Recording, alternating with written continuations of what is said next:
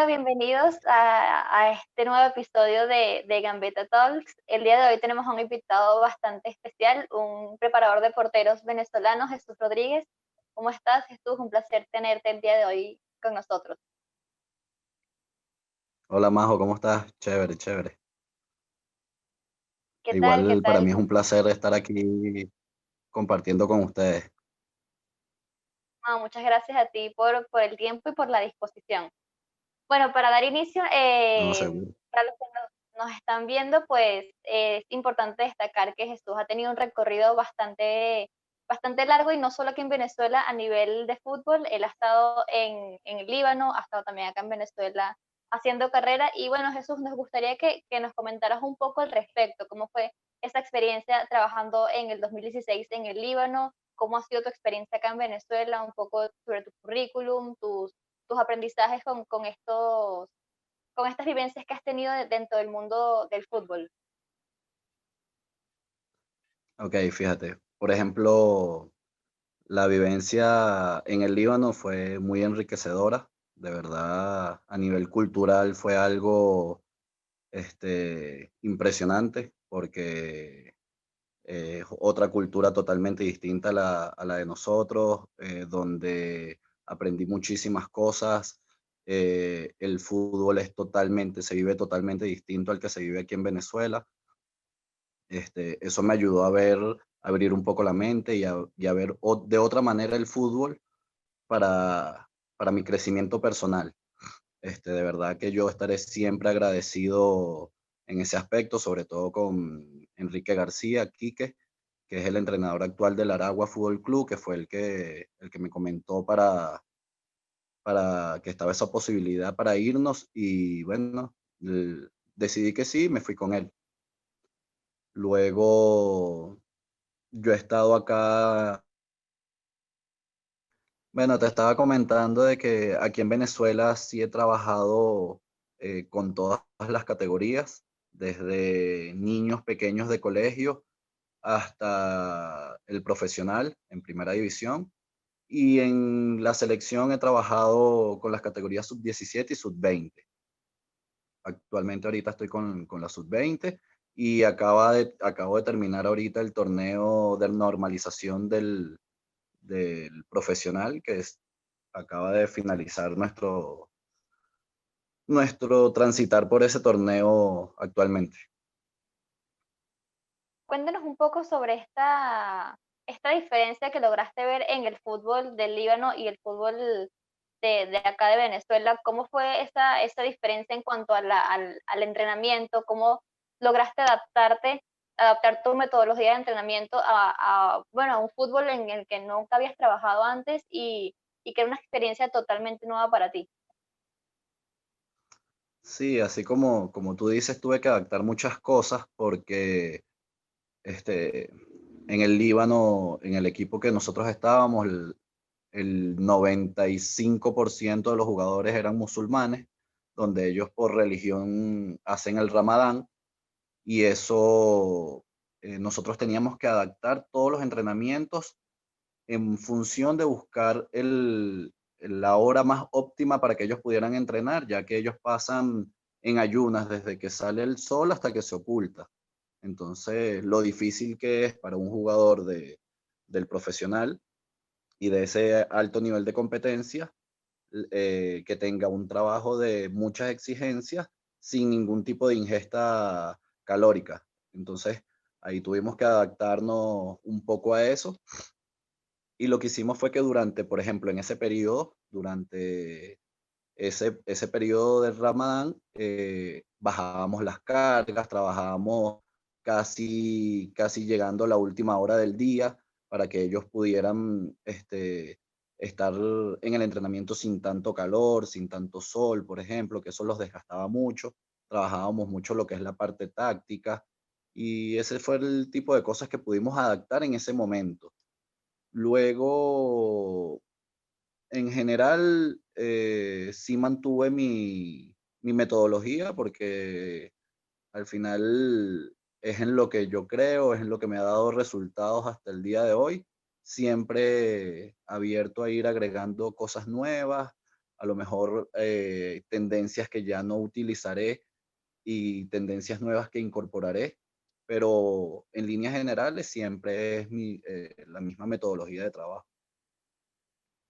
Hablando un poco de tu metodología de entrenamiento, ¿cuál sería? ¿Cómo es una semana o un día de entrenamiento con Jesús Rodríguez? Ajá. A ver, eso va a depender si estamos hablando de un trabajo para un equipo de un club profesional o si estamos hablando para el trabajo de la selección. Te voy a explicar más o menos los dos, que van un poco de la mano, pero hay ciertas cositas que varían. Por ejemplo, cuando es un club profesional, nosotros tenemos, eso se divide en etapas. La primera parte, que sería una pretemporada, donde ahí es el momento donde el jugador vuelve otra vez a la actividad, donde elevamos las cargas, donde empezamos a retomar todo lo que es el fútbol como tal.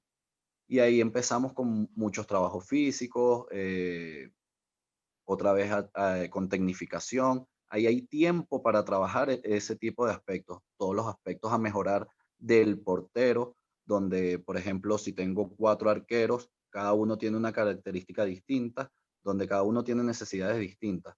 Entonces me da tiempo de enfocarme en esos aspectos a mejorar y potenciar los que son las virtudes de cada uno. Luego estaría la fase de competencia, donde trabajaríamos por semana. Ahí sería un microciclo donde yo, por ejemplo, lo estructuro en relación a la competencia. La competencia sería el domingo. Los primeros 2 días trabajamos, si no hemos tenido una competencia previa, trabajamos fuerte, donde hacemos mucho énfasis en lo que es la parte técnica del arquero, todo lo que son los trabajos específicos. Luego voy incorporando un poco más hacia la táctica y siempre, siempre, siempre en todos los trabajos durante toda la semana, de la mano de lo que quiere el técnico que está preparando para ese partido de la semana. Por ejemplo, si es un equipo al que vamos a enfrentar, que gana mucho por las bandas y gana en línea de fondo y levantan muchos centros, en mis trabajos específicos va a haber muchos centros para que el arquero tenga esa vivencia muy latente y cuando le toque afrontarla en el día de la competencia, lo tenga fresquita y pueda tomar la mejor decisión posible. Igual que eso va conversado con el cuerpo técnico, trato de que los trabajos lleven una relación del trabajo específico con el trabajo que va a realizar después con el. Ok. Te decía que trato de que lleve una relación en la sesión de trabajo, la tarea que yo estoy trabajando, con la tarea o el objetivo que va a trabajar el entrenador principal. Entonces ahí él lleva mucha coherencia en ese trabajo, todo basado en realidad de partido, pero esa coherencia le va a permitir que lo que él trabajó específico se lo va a conseguir después con el grupo, que es donde en realidad él va a tomar decisiones, porque el trabajo específico mío a lo mejor va muy dirigido. Hay ciertas formas y ciertos momentos en los que va a tomar decisiones, pero muy pocas. La verdadera realidad de partido se la va a dar cuando trabaja con el grupo. Entonces, más o menos así sería la sesión de trabajo y muy próximo al día de la competencia trabajaríamos lo que es velocidad gestual, velocidad de reacción, todo para que él esté lo más, ahí se bajan muchísimo las cargas y él va a estar lo más relajado posible, lo más enfocado a la competencia que va a enfrentar y bueno, tratando de haber contemplado todos los aspectos técnicos y tácticos para ese día de competencia. Eso sería en el club, pero en la selección tenemos otra realidad. No tenemos la posibilidad de hacer una pretemporada, de tener al grupo tanto tiempo juntos, sino que hacemos módulos de trabajo que máximo pueden durar 12 días. Entonces, ahí se estructura totalmente distinto. Trabajamos durante esas concentraciones o durante el módulo, siempre trabajamos doble turno, donde ya yo en ese momento no me enfoco tanto en la parte específica, porque eso lo hace en realidad el arquero en su club. Entonces, para mí, como preparador de portero de la selección, mi mayor aliado es el preparador de portero de cada club del fútbol venezolano o de cada club donde está el portero que yo quiero tener en la selección, porque es el que día a día le va a ir trabajando todos esos aspectos. Yo lo que hago es una especie de mantenimiento para el arquero, donde él va a llevar también lo que es la parte introductoria a la tarea que va a hacer con el grupo. Con la selección sí trabajan mucho los arqueros con el grupo, teniendo siempre un espacio para trabajar específico y como por lo general esos módulos de concentración, nosotros estamos en apartados donde estamos las 24 horas con ellos, yo puedo irme una hora antes a la cancha y trabajar previo específico algún aspecto que necesite, este, o si por casualidad en la sesión de trabajo van casi toda la sesión de trabajo con el grupo, yo me puedo ir antes o quedarme después de esa sesión trabajando aspectos específicos que quisiera potenciar o mejorar del arquero. Otro aspecto que se ha repetido mucho no solo en las distintas entrevistas, distintos Gambetta Talks que hemos tenido, sino también a nivel general, es el aspecto psicológico del arquero. En la preparación Sí. psicológica, en tu experiencia en el Líbano, ¿hubo algún otro choque cultural más allá de lo que nos comentabas del Ramadán? ¿Algo más con la manera de pensar o la manera de actuar del portero que quizás con tu experiencia previa en el deporte venezolano, en el fútbol venezolano, no viste o no habías tomado tan en cuenta y en ese momento fue que este choque se presentó? Ok, no, la verdad es que no tuve ningún inconveniente así o ningún choque fuerte cultural. De verdad que ellos fueron muy, muy respetuosos con nosotros y al igual que nosotros con ellos. Y hubo muchísima armonía. En la parte psicológica con los arqueros me tocó tal cual como sería trabajar la parte psicológica en los arqueros de aquí de Venezuela, enfocarse mucho en la frustración, en la tolerancia al error, en ser fuertes de mente, todo ese tipo de aspectos que, al igual que se trabajan acá, se trabajan allá. De verdad, fue una muy bonita experiencia y no hubo nunca un choque así cultural, algún choque fuerte. Por el contrario, para mí todo en esa experiencia fue positivo. Me alegra. Bueno, en comparación con en esta preparación psicológica que se puede tener tanto a nivel formativo como ya a nivel profesional, ¿qué diferencia puedes encontrar entre la convivencia del error en jóvenes que están recién formándose en el mundo del fútbol y ya a nivel profesional, qué diferencia puede presentarse?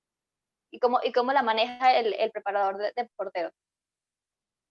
Bueno, fíjate, a mí me parece que a nivel de niños es mucho más difícil toda esa parte, ya que los niños son muy crueles porque no tienen como ese filtro social que puede tener un adulto y dicen las cosas como la piensan, como lo sienten.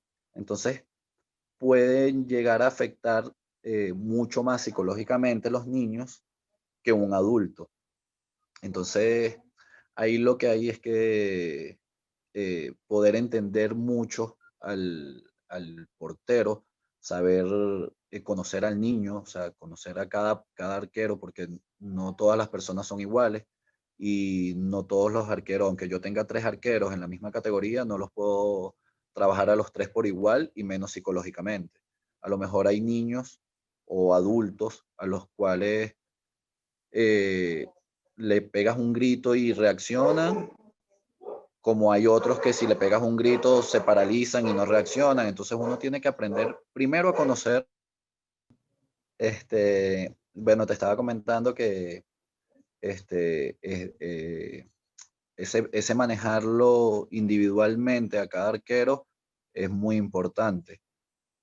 Yo por lo general me enfoco mucho, sobre todo en los niños, en el manejo de la frustración, porque cualquier error que cometa un arquero termina en gol. No es lo mismo que un mediocampista se equivoque y luego atrás tiene al defensor que lo puede solucionar ese error, o incluso hasta el mismo arquero puede solucionar el error. Diferente al portero, que si toma una mala decisión y se equivoca, lo que queda es el arco y a sacarla porque vamos perdiendo. Entonces, eso también en el entrenamiento, eh, de cierta forma, se aplica para que aprendan a manejar el error, aprendan a dominar mentalmente la frustración, a evitar caerse, que se paralicen por cualquier error, este, para que ellos cuando ya lleguen a la etapa de adultez lo puedan afrontar porque esos errores o ese nivel de estrés se va a maxificar. Entonces, a lo mejor un niño perdió 4-0 y sale del partido y tú lo ves abrazado con el del equipo rival jugando afuera como si no hubiese pasado nada. En cambio, ya cuando llegas a los niveles profesionales, es otra cosa, juegas por prestigio, juegas por dinero, entonces los niveles de estrés y de tensión son mucho mayores. Y si no tienes un buen manejo desde pequeño, de manejo de frustración, fuerte de mente, que sepas y confíes mucho en lo que tú haces, va a costarle mucho al arquero cuando llega a esa etapa de adultez. Otro aspecto que nos comentabas hace poco es la manera de adaptarse o la manera de trabajar con tres arqueros que puede tener un equipo, un club.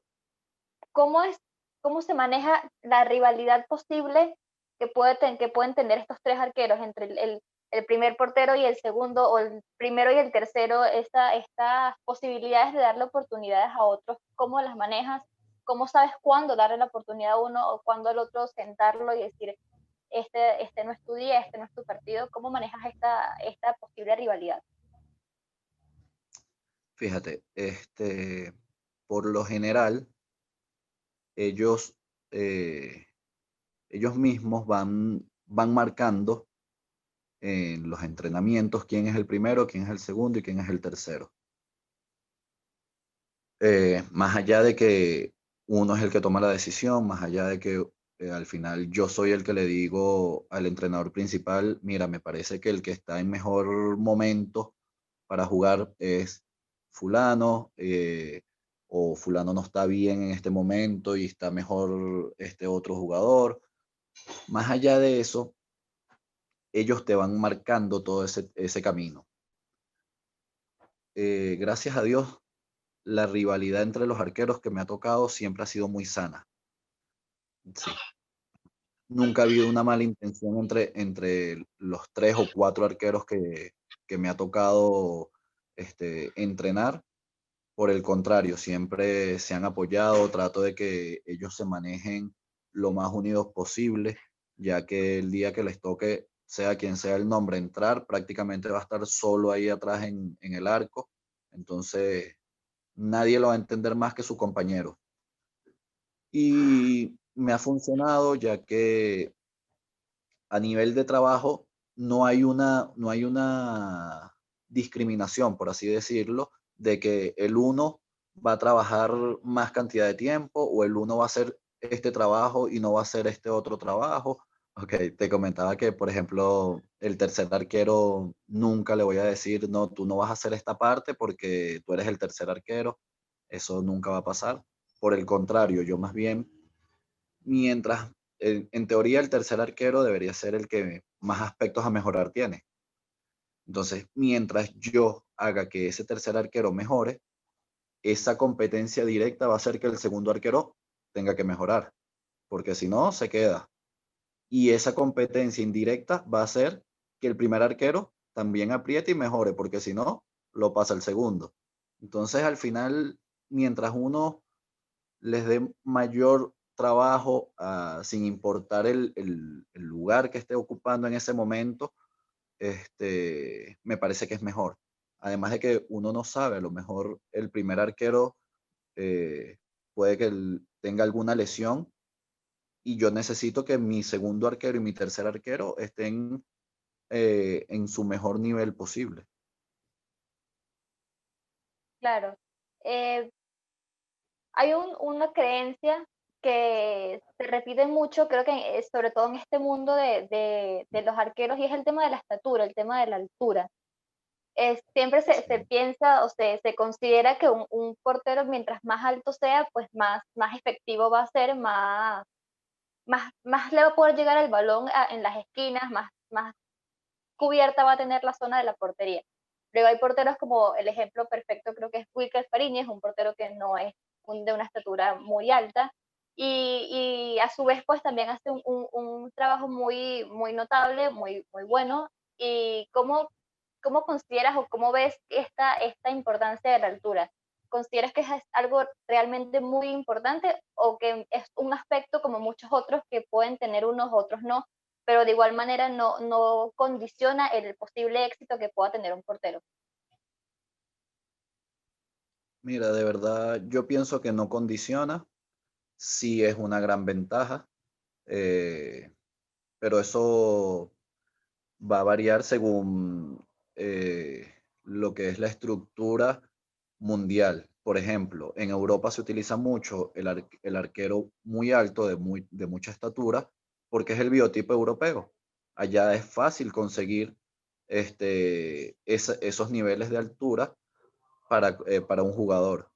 En cambio, en Sudamérica a lo mejor no hay tanta altura, pero este, tienes otras cosas que puedes compensar ese alcance por la falta de altura. Por ejemplo, existen arqueros que no son tan altos, pero son muy rápidos de piernas. Entonces, la falta de alcance por altura la compensas en velocidad de piernas, en desplazamiento. Entonces, se desplazan muy rápido y pueden tener el mismo o un poco más de alcance. Entonces, el arquero puede tener el mismo o un poco más de alcance gracias a su velocidad de piernas. Es muy rápido de piernas, entonces en su desplazamiento es muy rápido y le permite llegar al balón. También, por lo general, ese tipo de arqueros que son no tan altos, son muchos más, tienen mucho más reflejos y son mucho más ágiles.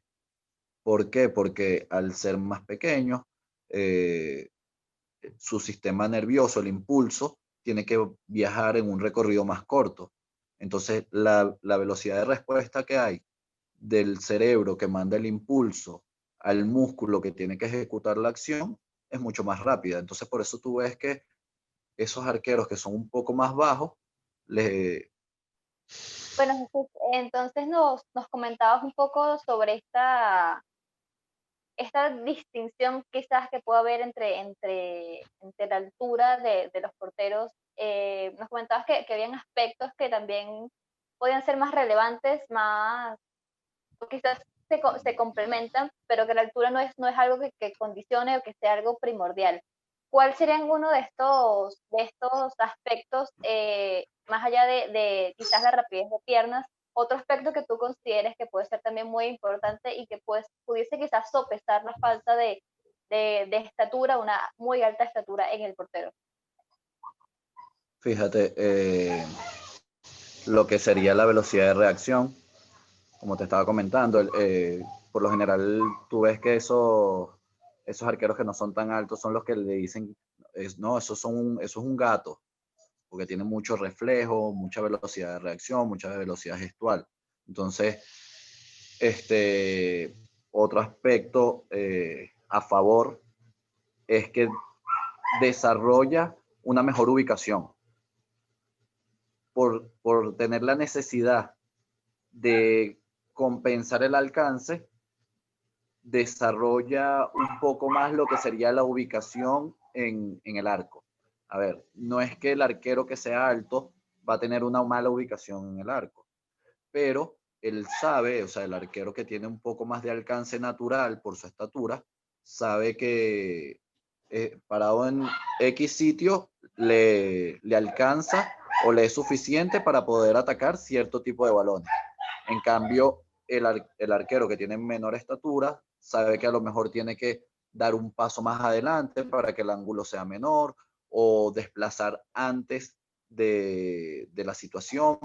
Todo ese tipo de cosas lo va desarrollando poco a poco el arquero. Claro.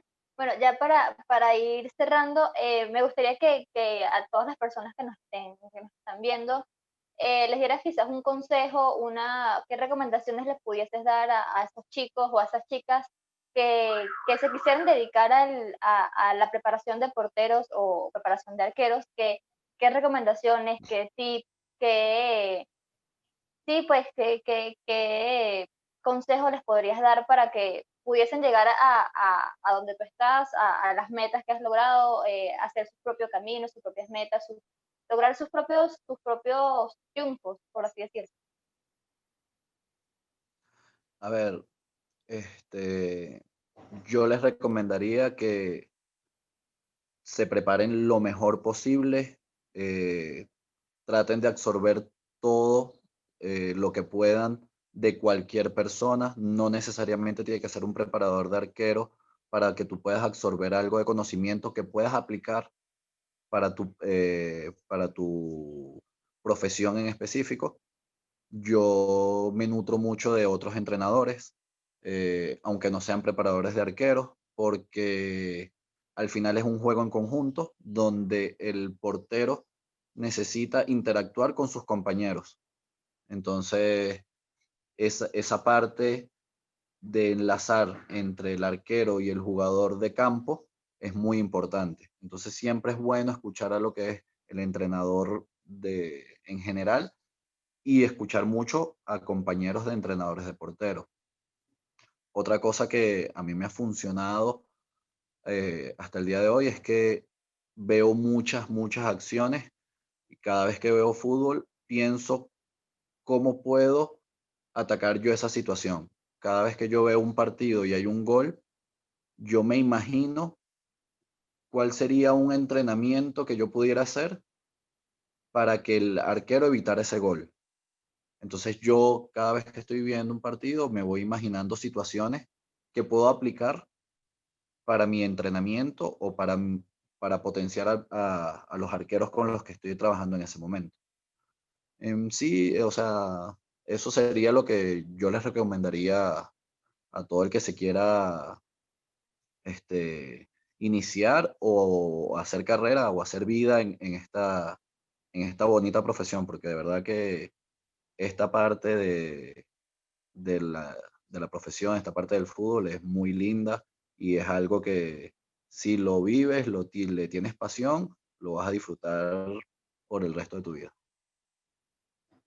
Muchísimas gracias, Jesús. De verdad que fue todo un placer haberte tenido con nosotros en este episodio de Gambetta.